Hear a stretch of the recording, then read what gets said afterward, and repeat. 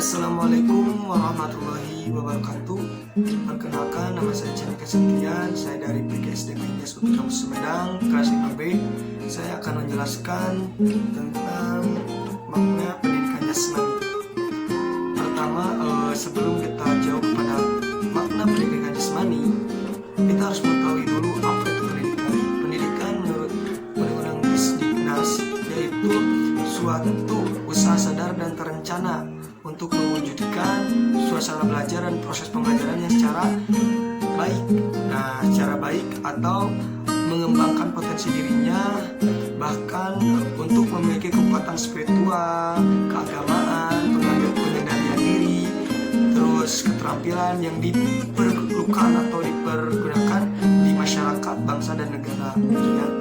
Nah, sedangkan jasmani sendiri atau fisikal yaitu suatu aktivitas fisik gitu ya. Nah, jadi pendidikan jasmani sendiri yaitu suatu pendidikan yang berbaur aktivitas-aktivitas gerak atau aktivitas-aktivitas fisik. Nah, saat ini pendidikan jasmani sendiri diperuntukkan atau dinilainya itu hanya saja fisikalnya saja ya, tapi educationnya kadang terlupakan. Nah, sedangkan maknanya pendidikan jasmani sendiri yaitu suatu pendidikan atau proses aktivitas-aktivitas gerak. Nah, di lingkup aktivitas-aktivitas gerak di sini kadang guru penjas itu atau guru pendidikan jasmani menilai sangat sempit atau berpikiran sempit mengenai pendidikan jasmani. Sedangkan pendidikan jasmani sendiri kita bisa anggap luas gitu ya. Ya, kenapa bisa anggap luas? Karena di sini ada pendidikan dan jasmani atau physical education. Nah, physical education ini peranannya sangat penting gitu, atau suatu aktivitas gerak yang memang di dalamnya itu ada apa? Ada pembentukan moral, pembentukan etika atau intelektual pun bahkan ada di dalamnya gitu. Makanya kita sebagai guru penjas memaknai pendidikan jasmani itu jangan terlalu sempit atau hanya sebatas aktivitas gerak saja. Nah, tetapi di dalamnya ada domain-domain tersebut gitu. Apa itu domain-domain tersebut? Yaitu ada faktor kognitif, afektif, psikomotor. Nah, itu tiga ranah yang memang dalam pendidikan jasmani sendiri itu domain-domainnya itu memang yang tidak bisa terlepaskan gitu kan. Apa itu kognitifnya? Kognitif itu suatu pengetahuan atau intelektual yang harus disampaikan atau diterapkan kepada peserta didik. Sedangkan afektifnya apa? Nah, afektifnya itu yaitu suatu tingkah laku kepribadian yang baik, attitude yang baik yang harus diterapkan pula kepada peserta didik. Nah, ada pula apa? Yaitu psikomotor. Nah, ini psikomotor yaitu aktivitas geraknya. Nah, aktivitas geraknya yang memang mungkin lebih diunggulkan karena kita suatu pendidikan jasmani itu atau suatu aktivitas gerak gitu. Nah, jadi psikomotor itu suatu aktivitas gerak yang memang direalisasikan atau dilakukan gitu kan. Misalkan kita roll depan, roll belakang, apa pengetahuannya mengenai roll depan, roll belakang, atau apa manfaatnya, terus sikapnya, kita memberikan sikap yang baik itu terhadap peserta didik. Karena guru itu diguru dan ditiru. Timbulkan kepribadian sebagai guru kita baik, insya Allah pada peserta didik akan mengikuti kepribadian kita yang baik ini. Lalu gerakannya yaitu merealisasikan atau motorik atau gerakannya atau aktivitasnya yang harus dilaksanakan. Nah, itu domain 3 dari pendidikan jasmani tersebut. Nah, lanjut ya. Nah, lanjut, jadi kalau misalkan kita simpulkan yaitu pendidikan jasmani itu yaitu suatu alat fisik yang mengembangkan gitu ya, yang mengembangkan keutuhan manusia. Nah, dalam kaitan ini diartikan bahwa melalui aktivitas fisik yaitu aspek mental dan emosional pun akan terbentuk gitu. Nah, atau berkembang bahkan dengan penekanan yang cukup gitu.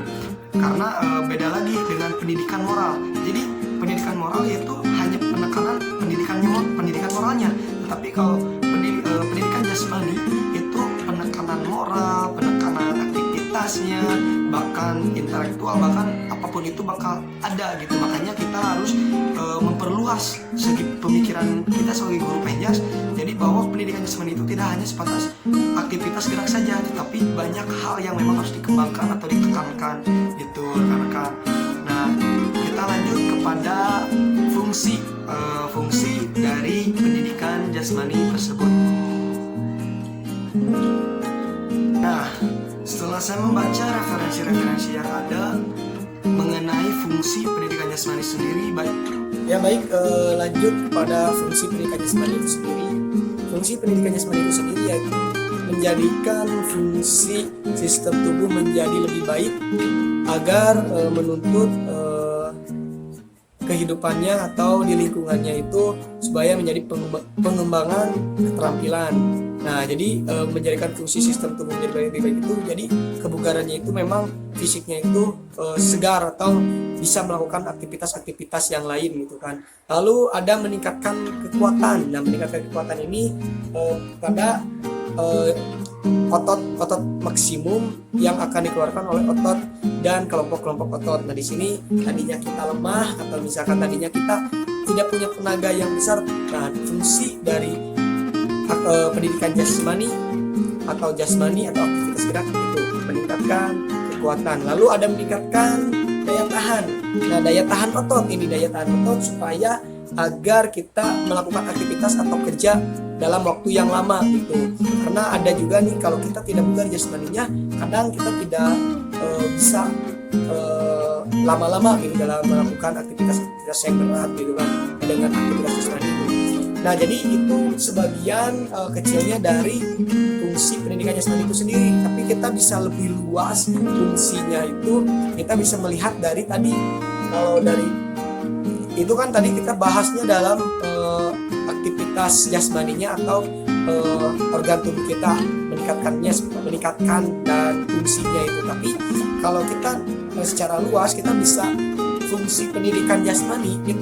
Nah, kalau secara luasnya kita bisa melihat dari fungsi pendidikan jasmani itu, salah satunya pun bisa tadi pada aspek kognitifnya, afektifnya, psikomotornya jelas tadi yang saya jelaskan. Nah, dalam segi kognitifnya itu pengetahuan atau intelektual anak dan moralis anak itu di afektifnya meningkat gitu ya. Jadi itulah fungsi-fungsi pendidikan jasmani. Nah, sedangkan next ya yaitu masalah-masalah yang ada di sekolah dasar atau di sekolah pendidikan jasmani tersebut. Nah, masalah-masalah yang saya ketahui, yang saya rasakan dalam pendidikan jasmani itu, orang atau beranggapan ya pendidikan jasmani itu dianggapnya hal kecil gitu, bahkan pernah akan dihapuskan gitu kan. Nah, tetapi nyatanya kalau kita mengetahui pendidikan jasmani itu sebenarnya banyak manfaatnya, bahkan feedback yang dikeluarkan dari pendidikan jasmani sendiri bagus gitu manfaatnya. Nah, pertama masalah di sekolah itu terkadang nih ya guru penjas itu sendiri tidak tahu maksud dan tujuannya pendidikan jasmani itu. Makanya kebanyakan guru-guru penjas yang saya pernah rasakan dan saya pernah melihat, jadi guru penjas itu menekankan si anak itu bermain di lapangan gitu kan. Itu salah satu masalah juga, karena bisa jadi si gurunya itu diam terus dia ke warung atau gimana, membiarkan begitu saja si anaknya untuk bermain. Nah, itu kebanyakan umumnya. Nah, makanya kita sebagai guru penjas jangan sampai seperti itu, karena masih ada gitu ya.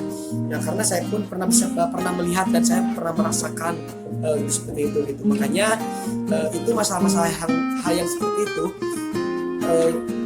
kita sebagai guru milenial atau calon guru, kita harus mencontoh yang baik-baik saja gitu, jangan sampai masalah-masalah yang sudah ada kita kembangkan, malahan kita harus hapuskan atau kita beri masalah itu solusi. Nah, bahkan sekolah sendiri menilai olahraga itu ya sebelah mata atau kecil gitu kan. Makanya waktu itu pernah ada mau akan dihapusnya pendidikan jasmani itu sendiri dari mata pelajaran gitu kan. Itu sangat miris, sedangkan aktivitas-aktivitas gerak, terus teori-teori gerak, terus pembentukan moral, mental, intelektual ada di dalam pendidikan jasmani itu sendiri gitu kan. Karena pendidikan jasmani itu bukan hanya penerapan hanya fisiknya saja, tapi di situ ada pendidikan. Makanya di situ ada pendidikan, di situ ada nilai-nilai seperti moral, intelektual, kecerdasan, keterampilan motorik gitu kan. Makanya masalah-masalah itu muncul karena memang tidak tahunya seorang guru gitu ya, tidak tahunya seorang guru atau tidak tahunya betapa pentingnya gitu. Makanya itulah masalah-masalah yang ada saat ini, dan kita sebagai calon guru penjas buktikan bahwa tujuan pendidikan jasmani ini gitu. Jangan sampai hanya fisik gitu, yang memang di mata orang itu hanya fisik gitu. Pendidikan jasmani itu tidak dalam bentuk segi apapunnya tidak tahu mereka gitu. Makanya kita sebagai guru pendidikan jasmani kita tujuannya itu apa sih, supaya orang-orang itu tahu dan guru-guru yang lain itu tidak menganggap kecil gitu pendidikan jasmani itu gitu. Ya, dilanjut kepada landasan pendidikan jasmani. Nah, jadi landasan pendidikan jasmani sendiri yaitu berorientasi pada development education yang mengarahkan kegiatan anak melalui pemenuhan kebutuhan gitu ya, kebutuhan keterampilan pada diri anak. Nah, disamakan dengan tahap tahap pengembangan fisik dan mental si anak gitu ya, dan mental si anak. Setiap kelompok anak dan diarahkan pada keterampilan gerak atau yang dibutuhkan gerak anak gitu ya. Nah, adapun landasan itu yaitu lebih menekankan guru itu proses pembelajaran pada penguasaan gerak manusia gitu, pemahaman yang lebih mendalam ya, seperti misalkan terhadap kecenderungan yang pada hakikatnya gerak ini misalnya melakukan teori gerak dan teori belajar gerak. Nah, jadi si guru itu harus mengetahui nih ilmu-ilmu memang teori gerak dan teori belajar gerak, supaya pembelajarannya itu landasannya itu dapat gitu, supaya pengajaran itu efektif gitu. Nah, misalkan pembelajaran belajar gerak ada poin-poinnya. Pertama, dalam pemberian materi itu ada non lokomotor, lalu ada manipulatif gitu ya. Nah, apa itu non lokomotor? Yaitu suatu gerakan yang memang tidak berpindah tempat, yaitu saya akan referensi yang saya ketahui, yang saya simpulkan, yaitu non lokomotor itu suatu gerakan yang memang objek itu tuh tubuh yang memang tidak bergerak, jadi bukan tidak bergerak tetapi tidak berpindah gitu kan dari titik satu ke titik yang lain. Itu beda dengan hanya lokomotor gitu ya. Nah, seperti misalkan pemanasan statis, nah gitu ya, itu pemanasan itu masuk ke gerakan lokomotor ya, non lokomotor. Nah, sedangkan ada gerakan lokomotor yaitu suatu aktivitas gerak yang